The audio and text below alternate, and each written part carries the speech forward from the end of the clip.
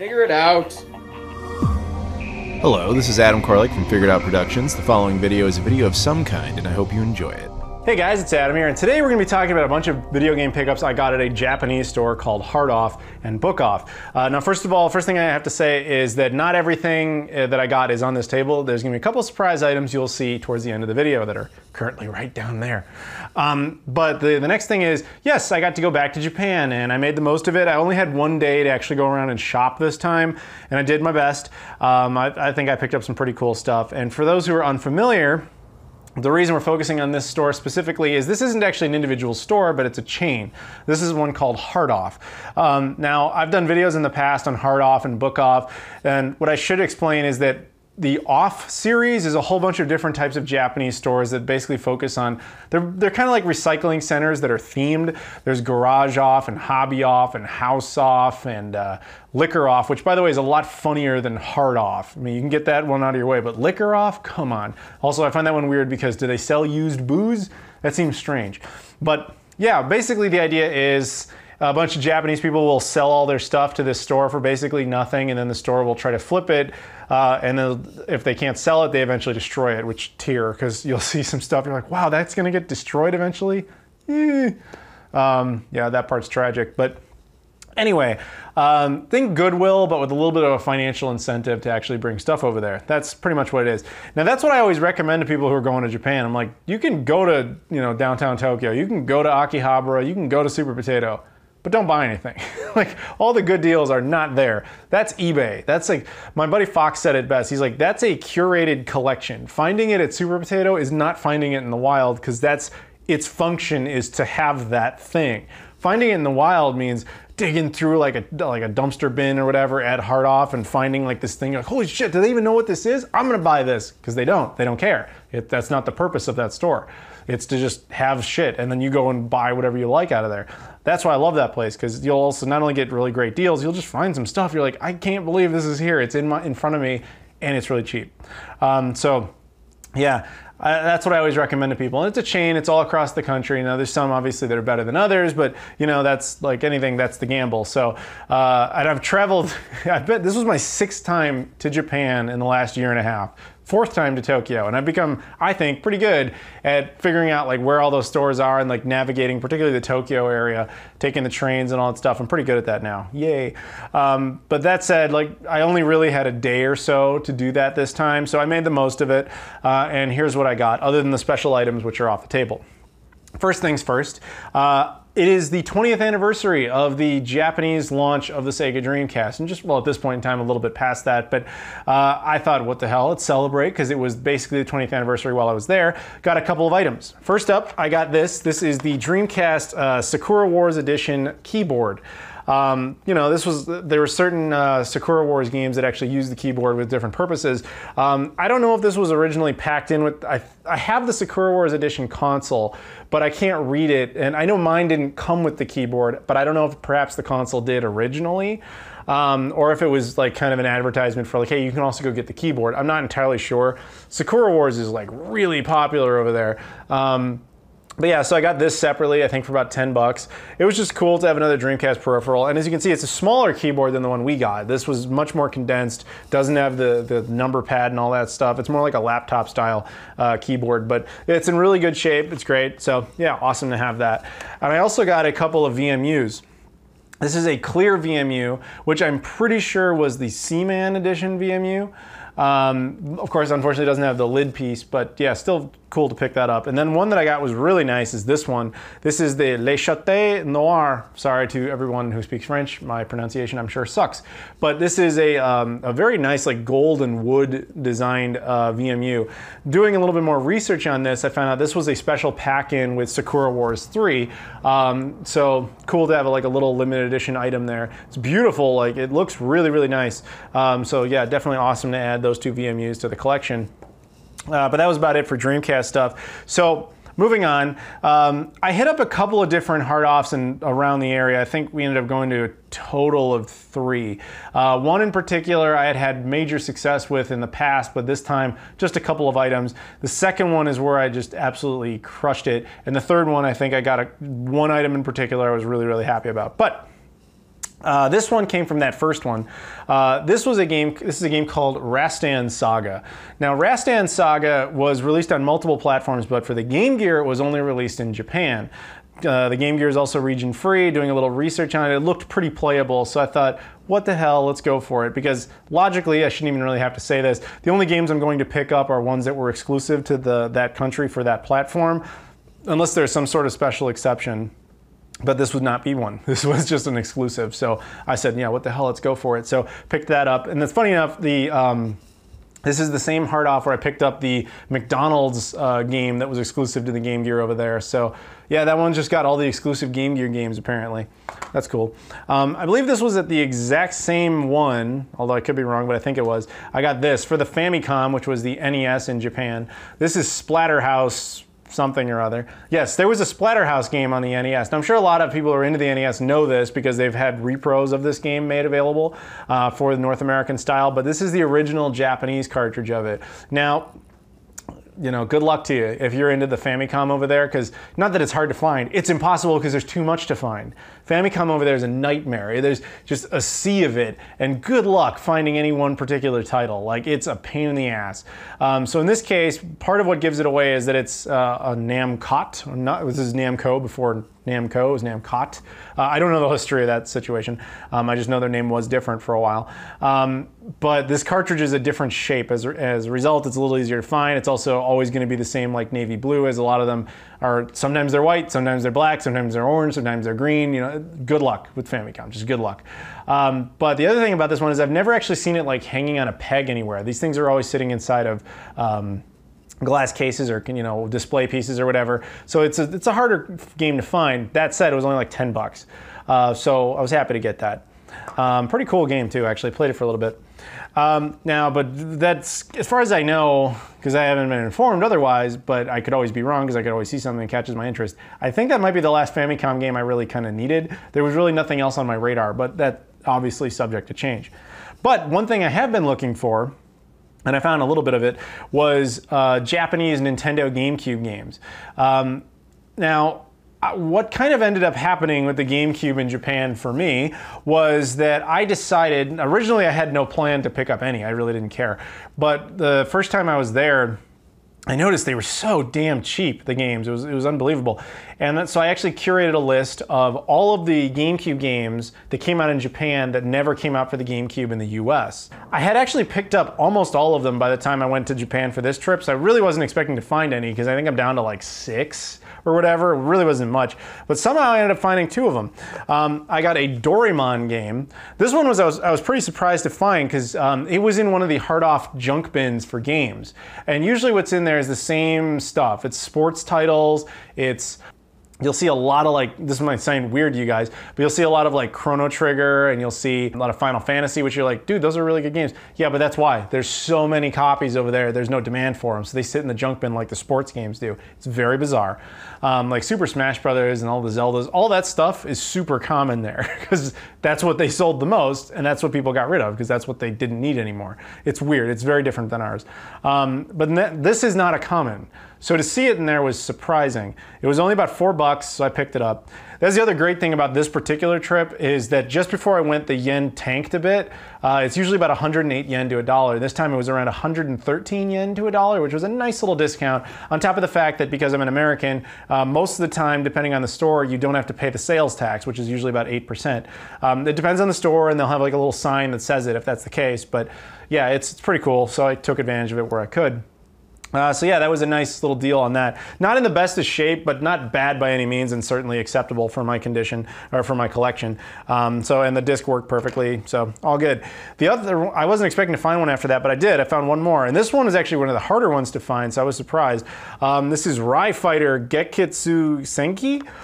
Forgive my pronunciation. This is a, I can see instantly, well, I can tell why neither of these, I mean, Doraemon's not relevant in the US at all, so it's obvious this wouldn't come out here. This one I can see as well why it never did. This is a World War II airplane simulator from the Japanese perspective. So, you know, you bomb Pearl Harbor and all that kind of stuff, and you shoot the Americans, you know, whatever. So I can kind of see why this never came out here. But yeah, so this game is actually not particularly common, and it went for kind of stupid prices on eBay. I got this for like 10 bucks. And this was in there more like, oh, it's on display because it's nice section. So whatever, I was happy with the pickup. So yeah, I got 2 more of the GameCube games off the list. Happy about that. Moving on, a couple other random things here.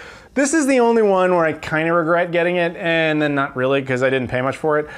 This is what I thought it was. I looked at it and I thought, oh, it's some sort of Japanese Xbox like promo disc. I wasn't totally sure, and then I kind of thought, this is probably the Xbox Live starter disc. But it was only about $1, so I picked it up anyway. And then I got home, and once I opened it, I realized, oh yeah, that's exactly what it is. It's just the Xbox Live Japanese promo starter disc thing. It'll go nice in the collection, but it really has no other purpose. But again, it was only like $1, so who cares? This one I actually got talked into getting by Kelsey Lewin. So I messaged her because I know she's into a lot of oddball items, and this one struck me because she said a lot of the educational stuff that shows up is weird. So I thought maybe this would be a little weird, but it's not really that uncommon. This is a Japanese PS1 release called Tora Tora Tora, which was actually the Japanese like term for the attack on Pearl Harbor. That was the code name for the plan. So this is like an interactive educational game about that. It's actually a mini like case on purpose. It's part of the PS1 books series. This was like $2, and I thought for that reason it would just be kind of cool to have just as like a weird item. But yeah, that's really all this is. It's not some like super rare item or anything. It was just kind of oddball, and I found that amusing to pick up for that reason. The next item here is not a common, and I actually owe my buddy Fox for picking this up because he was the one who basically pushed me into it. If you're not familiar, Fox is a friend of mine who lives out in South Korea, and a lot of the time, just as coincidence has had it, we've synced up in Japan at the same time. So we'll get together when he's busy or not busy working. We'll get together and go to check out some video game stores and see what kind of stuff we can find. So in this case, he spotted this and he didn't want it. He just thought I should get it, and he was right. So I picked it up. This is Sexy Parodius for the Sega Saturn. I'm sure a lot of you guys already know what this is. It's well-renowned shoot 'em up for the Sega Saturn. A very odd one too. The longer you play, the more suggestive and all that kind of stuff that it gets. Probably could never get released here, probably why it never did. But yeah, pretty cool game nonetheless. This was like $35, something like that, which is a pretty good deal for this particular game. So yeah, I'm not going down the Sega Saturn route. There's just way too many Sega Saturn games in Japan, and you would never stop. Like it's ridiculous how many exclusive. It was like something like 1,800 exclusive titles. Like it's insane. And it's just, most of them are garbage. It's unplayable, especially to someone who can't speak Japanese or read Japanese. It's not going to be useful. So this is a special exception type of situation. So happy to get that. Now, one thing I was trying to get more of, and I'm upset with myself over this, is some Neo Geo CD games. Now, a little backstory here. It's ironic because I said don't really buy stuff at Super Potato unless you have to. One of the times I was in Super Potato in Akihabara, I bought something. What I found was a Neo Geo CD front loader in the junk bin over there, which I was really surprised to see because A, they don't really do much of a junk bin, and B, it was just that what was in there. So I grabbed it. It was $18. And it just said it didn't work. Now, it didn't have a power supply, it didn't have a controller, it didn't have any cables, it didn't have any games, it had nothing. It was just the unit. A buddy of mine, told me, like, just buy it, dude. Like, worst case scenario, I'll fix it, is what he was saying. It was my buddy Ronald. And I was like, all right. So I picked it up, and I got it back here. Long story short, it worked. I got it to work. There was nothing wrong with it. There was even a game inside of it. It worked perfectly.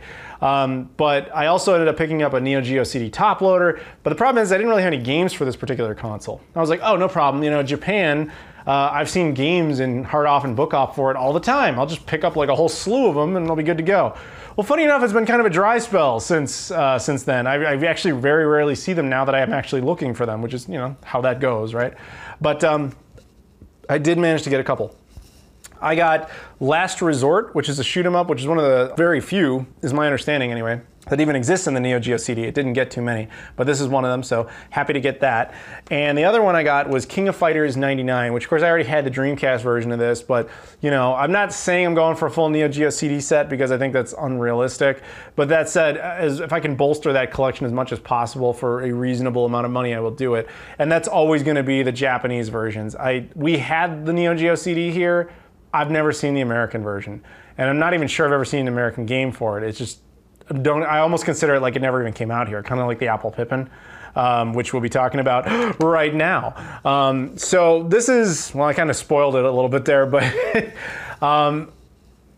Fox and I went into a hard off, looking around, and we see all sorts of cool stuff. We find a Sega Naomi arcade hardware board, which was surprising to see. We see Super Famicoms, $1 each. Actually, look at this footage here. I bought one. This isn't for me though. This is for Shane. This is my buddy Shane, Re-Res TV. This cost 89 cents. Look at that, 89 cents. I bought that for him. We're looking around the store, and we get to the actual games section, and it's like, holy shit. Like he said, the way he described it, he says, you just honed in on that. What I did was I honed in on this one item, pulled it up. It's a game called Racing Days. Now, who gives a shit about Racing Days? I do. You know why? Because as I mentioned before, it's an Apple Pippin game. Yeah, do you have any idea how fucking impossible that is to find? All right, so a little backstory in case you never saw my Apple Pippin video. Apple, like, you know, the Apple company that I'm sure all of you are familiar with, at one brief time made a video game console. Very briefly. It was in that weird phase where Steve Jobs had left Apple, but before he came back, they set up this console to be released in Europe, North America, and Japan. In Europe, but by the time Steve Jobs came back, one of the first things he did was axe the console. He didn't want it out. So in Europe, they sold like a pitiful number of units. Like we're talking maybe a dozen. Like it's comically small, to the point where most people aren't even really sure if it actually came out, if they just leaked.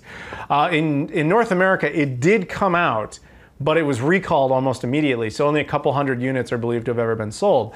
Japan was a different situation though, because in Japan, what is kind of policy now, but was way more policy back then, was that Japanese people don't really like to buy stuff that isn't Japanese. Now, it's not as much of an issue as it used to be, but back in the day, it was a lot worse. So one trick that a lot of companies would use, and I've seen some of them still do it now, is they'll put a Japanese company's name on it. They'll just kind of say like, hey, like let's do a partnership. So in this case, Bandai did a partnership with Apple and said, okay, the Pippin will be the Bandai Pippin in Japan, that way people will buy it. And they sold about 10,000 units. Now Apple tried to shut this down, but because of that deal, it complicated matters. And what they ultimately did with the oversold stock is just send them to Japan as extra units until they burned them out, and that was that. Apple didn't have to produce anymore, they didn't have to produce any more games, it's just whatever existed.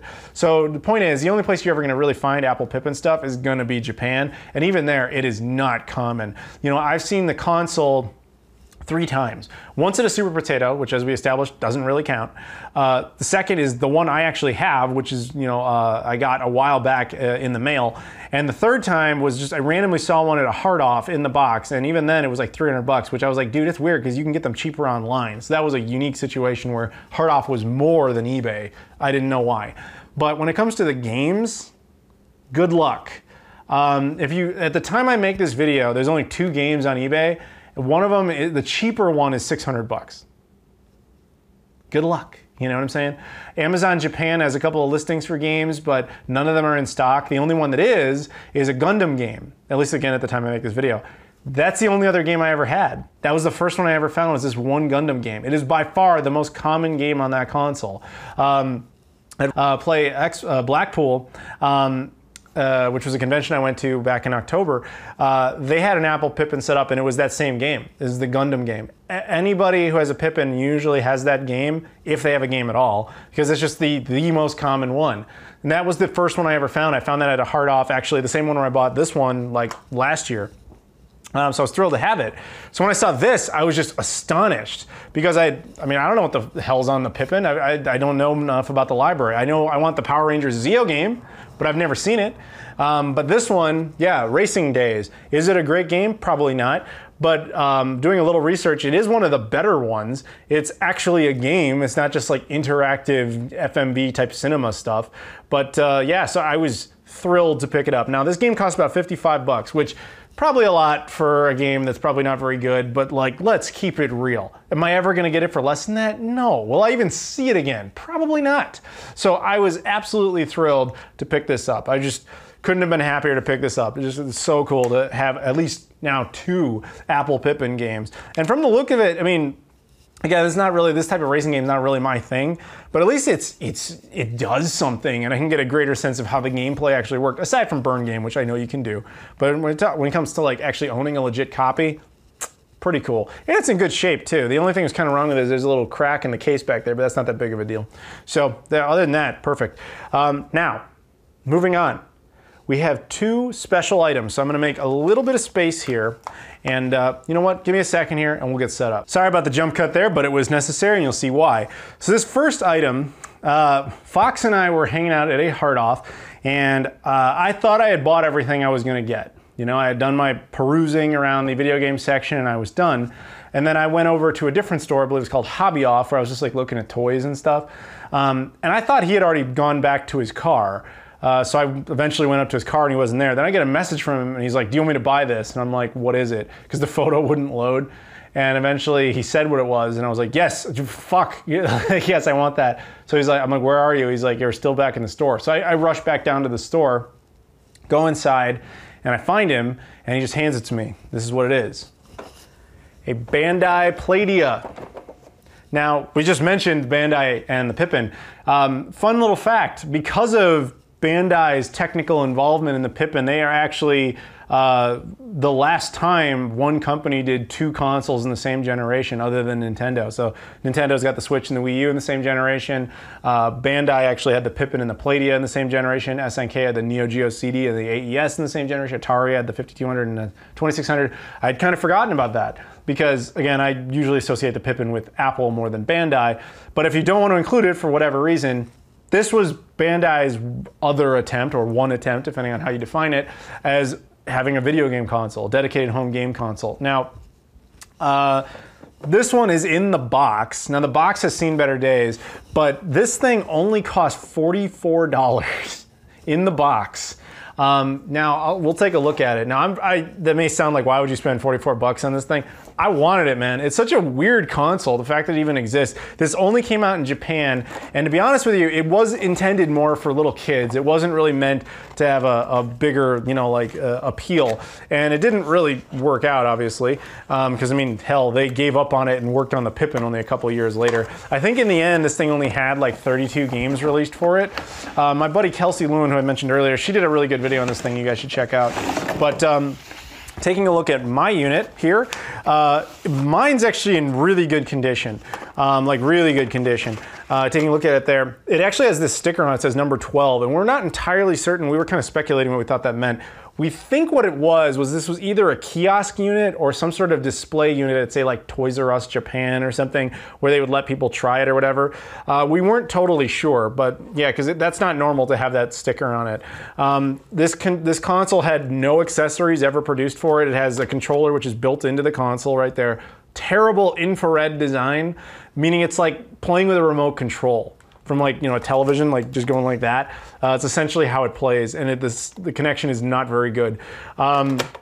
Yeah, so the other thing, it came with the power supply, the composite cables. It came with the manual, which actually stamps its production date was January 28th, 1995. It has some sort of warranty information, and a power supply information, and of course came with the original power supply. And you can open it up. It's just a CD-ROM based console. Never touch the lens is what it says in there in English. Power switch, reset switch. So this thing, of course, it only has composite out, and of course it played its own games. Unfortunately, I own none of them. I don't have a single game for it, never even seen one. Though those games are not like Pippin games. Like if you look online, you'll find them and they're not that expensive. I've just never seen one in person. Or maybe I have and I never thought to pick it up because I didn't care, because I didn't know any better. Either way, I've got a Palladium now. The controller is a horrible design. It's just terrible. It takes AAA batteries, which makes it borderline unplayable. The other thing that I found very strange about this console in testing it out is that I actually thought it was broken initially, because I would turn it on and I would just get this blue screen, which implies like blue screen of death. But that's not the case, because I would then put in, I didn't have any games for it, but I figured it must read music CDs. Like, what's it gonna do? So I pop in a music CD and it played, but it never showed anything on the screen. So I could hear gameplay, or the music going and just see nothing. And I thought, that's really strange. Is there something like wrong with the video output? In doing more research, I found out, no, if you just don't have a game, that's all it does. It doesn't do anything. The way I guess they looked at it back in the day with the Playdia was, kids know what a cartridge is, and when they know if you put the cartridge in the console, it'll do something. If it doesn't have a cartridge in, it won't do anything. Let's approach it that way. So if you don't put a disc in it, it just does nothing. It just gives you a blue screen, kind of like a cartridge console would without a cartridge in it. And so you can put a music CD in and it will at least read it, but it won't show you anything. And you're like, well, how's that useful? It's kind of not, but they kind of planned for this. I mean, the controller here actually has all the buttons mapped out in the event that you want to play music with it. So it didn't really need a dashboard or an OS or anything like that. You can just do all that right there. Granted, it's not the ideal way to play a music CD, but at least I knew it worked from that. But yeah, if you put a game in it, it actually will obviously start doing something, but I don't have one to test. That said, really cool pickup to get for only 44 bucks, and to add that for the collection and everything, especially boxed and all this, very, very nice. But we are not done. There is one other item. I do have to thank Fox for this, because I mean, he was the dude who found this. He was actually, because I didn't know how he'd found it, because like I'd scoured that store and I didn't see it, and he was like, well, did you check like the music section? And I was like, no. And he's like, well, that's where it was. Because I guess to a Hard Off employee, it just looked like a music CD player. Like that's like a little kid's CD player. And that occurred to me, like, you know what, that actually does make sense, because I can't tell you how many times I've been over there and seen like DVD players that look like Mickey Mouse and stuff like that. So yeah, they just thought, yeah, it's just a music CD player, whatever. But there was one other thing that he found while I had grabbed this and I was like looking at other stuff, just in case I missed anything else. He found something else in the PC section, which I never really look in the PC section either, because that's all like used computer parts that are especially old parts, like, stuff you would realistically never need, like RAM for computers from like 2001, stuff like that, but they have that. He found something exciting and he brought it over to me and he was like, I think you're gonna want this. And he was right. You guys know what that is? That is the PC Engine CD-ROM 2 system, the briefcase style one. So if you're not familiar, the PC Engine was the TurboGrafx 16 in Japan. It was very popular, unlike the TurboGrafx 16. And it had a whole host of different iterations of itself. It eventually had a CD-ROM unit as well. And at one point they released this like dock type of thing that would include, the console as well as the CD-ROM unit. And it just kind of come in this like weird briefcase to help you make it travel better, but also at the same time, you could power up both units at the same time, and you could get composite out, which at the time was a big deal because the system only had RF. So this would give you a huge video improvement. So you'd also essentially get the equivalency of the AV turbo booster that we got eventually. So when he handed that to me, I was like, oh, that's really cool. He's like, oh, it gets better. I'm like, it does?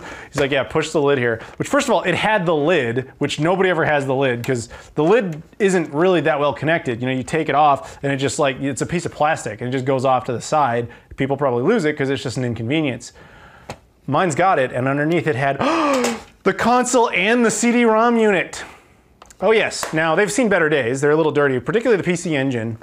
Now the PC Engine was a bonus. I didn't really need this because I already have two of them, and mine already work, but it was cool to get that. But what I really wanted was the CD-ROM 2 unit. Now unfortunately, the only negative to all of this is that I can't use it. The power supply looks very standard. It is not. It is proprietary. It's actually very specific to this thing. While it's a standard DC 5-volt power supply, the head on it is unique. So I've since ordered a third-party supply off of a European site that makes them specifically for this machine. So once that happens, I'll be able to test it out. If I had to guess, I'd say the interface unit itself works fine. I would bet the PC Engine, if it was cleaned, would probably work fine. The CD-ROM 2, I'm not as optimistic about, just because we're talking about a CD-ROM unit from like 1988 that it clearly hasn't been kept in the best of condition, although it's in better shape than the other console, the PC Engine. But my guess is this probably is going to need some repairs, which is fortunate because I know a guy who can do that. Hey Ronald, what's up? So we'll take care of that eventually, but for now, yeah man, there it is. Cool device. It's got a lock here to keep them both in place. Currently it's unlocked, that way I can show you guys this. There's a nice release on the back here that once you push this up, it just kind of pushes both units out. That way you can play the PC Engine by itself if you want to. You can also take the CD-ROM unit by itself. Now the interesting thing is they both use a different power supply. I mean, they share one that's the same, and then this thing uses something different. So I was actually able to test this to an extent. I could plug it in, and I saw that it lights up and stuff, but it didn't attempt to read any sort of disk. So yeah, that's my guess, is that it needs maintenance, but at the same time, I'm not sure it would even attempt to read a disk without having some other thing connected to it. I don't know enough about the PC Engine CD, to be brutally honest with you, so I'm not really sure what to expect. That said, yeah, here it is. I'm very excited. I'm going to, at some point, obviously clean it all up and hopefully get the whole thing working, because it's just a cool pickup. And you know what this cost again? $44. This is $88 for the pair. So thank you, Fox, because he was the true hunter who found both of these. This was sitting in the PC section. I was like, why is it in the PC section? He's like, dude, it says PC on it. You think the book off or hard off employee cares? They see PC, oh, PC, done, that's it. And I was like, that makes sense, because I have never, ever, in all the junk bins and the video game sections of hard offs, I've never seen PC Engine stuff, ever. It never occurred to me that they're probably throwing all that crap over in the PC section. So next time I go, I'm gonna have to dig through there and see what kind of PC Engine stuff I can find, because if I had known, man, I would have been looking there for all the times I've ever been there. But yeah, either way, very cool to have this, so awesome. So thank you very much to Fox for everything he did in making this possible. Thank you guys very much for watching, and I'll see you all later.